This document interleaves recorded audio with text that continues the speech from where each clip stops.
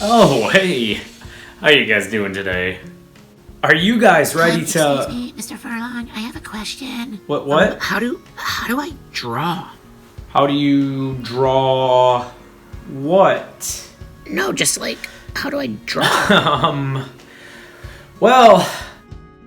that's actually a pretty common question that I get.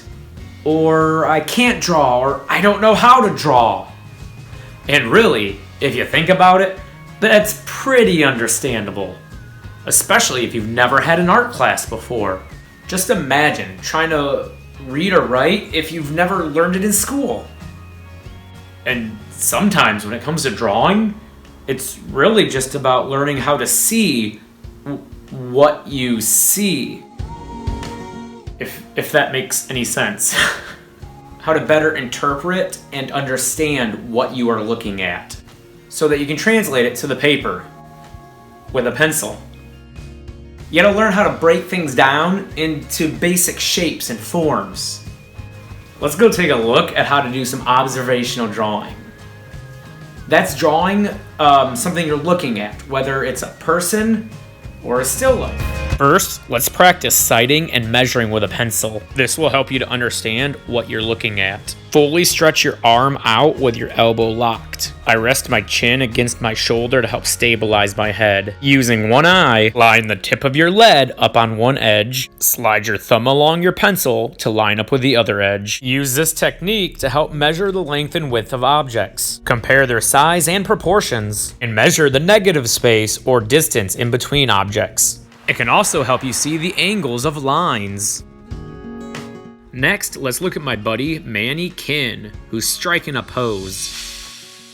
The first time you try to draw them, it might seem like a challenging task. But if you really study them and break it down into basic shapes, it seems much easier.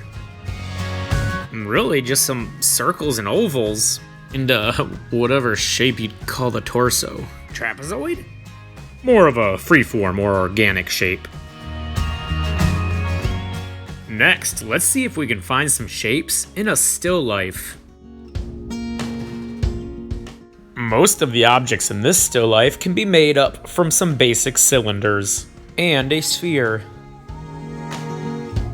And a bit more complicated still life. Same thing. Just a bunch of shapes.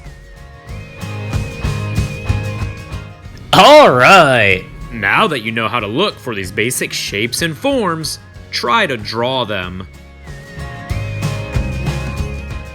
Using citing and measuring techniques, I figure out the general size and shape of my still life.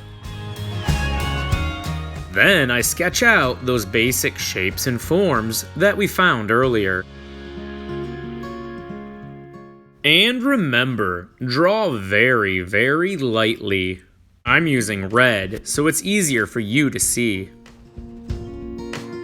I use my pencil to help measure both the real-life still life as well as the drawing as I sketch it out.